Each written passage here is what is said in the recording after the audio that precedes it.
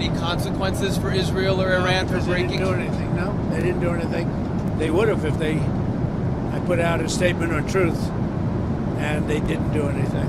Sir, how are you confident that this might not happen again? Say in a couple weeks that... Tired of it. I think they don't want it to happen again. And Iran's not going to have a nuclear weapon, by the way. I think it's the last thing on their mind right now. Mr. President, did Iran make any commitments yesterday about uranium enrichment? About what? About uranium enrichment. They're not going to have enrichment, and they're not going to have a nuclear weapon, and they know that. They're going to get on to being a great trading nation. You know, they're very good traders, and they're going to be a great trading nation, and they have a lot of oil. They're going to do well. They're not going to have a nuclear weapon. So did they The promise? last thing on Iran's mind right now is nuclear weapons. Can you clarify what you meant when you mentioned regime change in your Truth Social post the other night? Which? Regime change? Do you want to see regime change in Iran? No.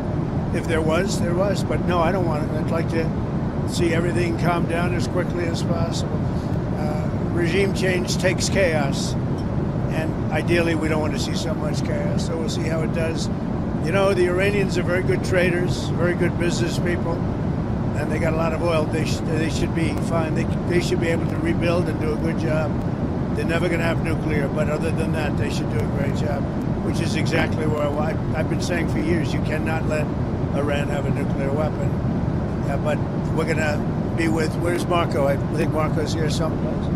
You know, our great Secretary of State. But we cannot let them have a nuclear weapon. They won't have a nuclear weapon.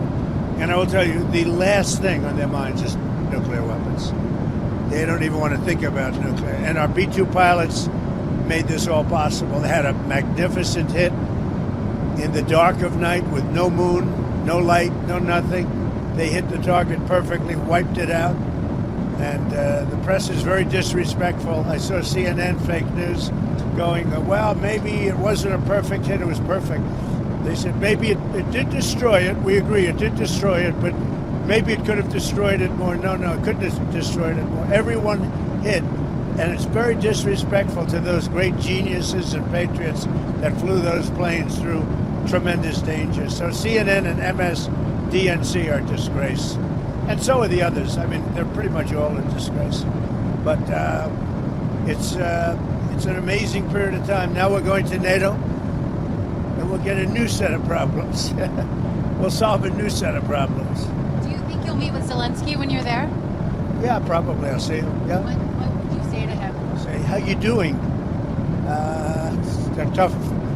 He's in a tough situation. Should have never been there. Sir, you said a couple days ago that you didn't think the U.S. should have to agree to the 5% increase in GDP on defense. No. Do you want to work on I was the one that said that's what they should be paying, as you know. No, I should do something. And they're having a problem with Spain. There's always a problem with Spain. Because Spain's not agreeing, which is very unfair to the rest of them, frankly. So the U.S. won't be increasing our GDP to 5%. We should pay what everyone else. You know, they're in Europe, we're not. You know, a lot of that money goes to rebuilding their bridges, their roads, so it can take heavy equipment. And, you know, we don't have any roads in Europe. We don't have any bridges in Europe.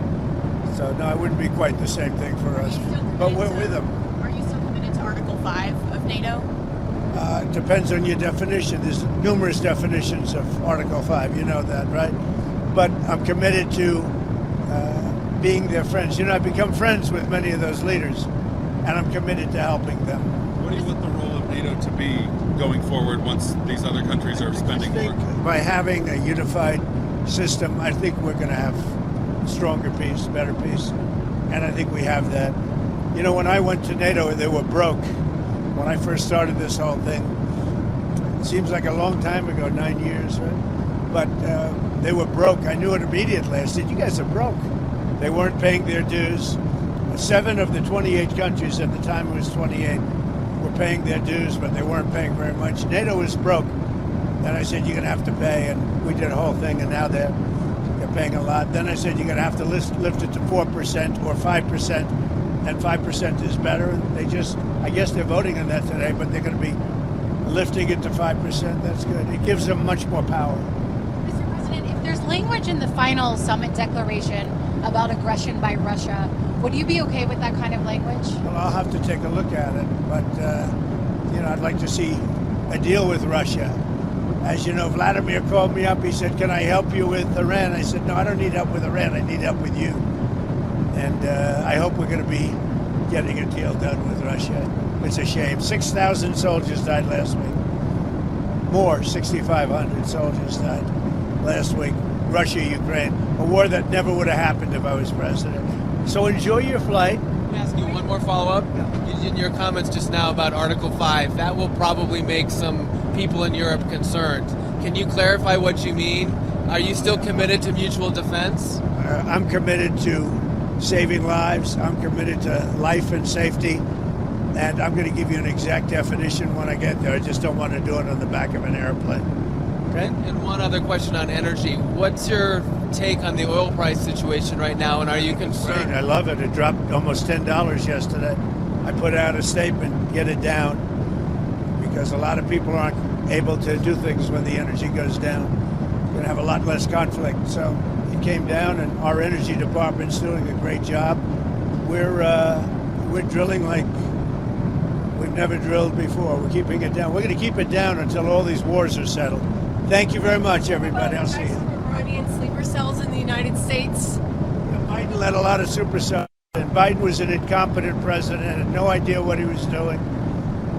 He hardly ever signed a document. Other people signed documents for him with the auto pen. It was gross incompetence. And among everything else, he let a lot of supercells in, many from Iran. But hopefully we'll take care of them. What Biden did to this country should never be forgotten. Sir, Do you think you'll get the Nobel Peace Prize now, sir?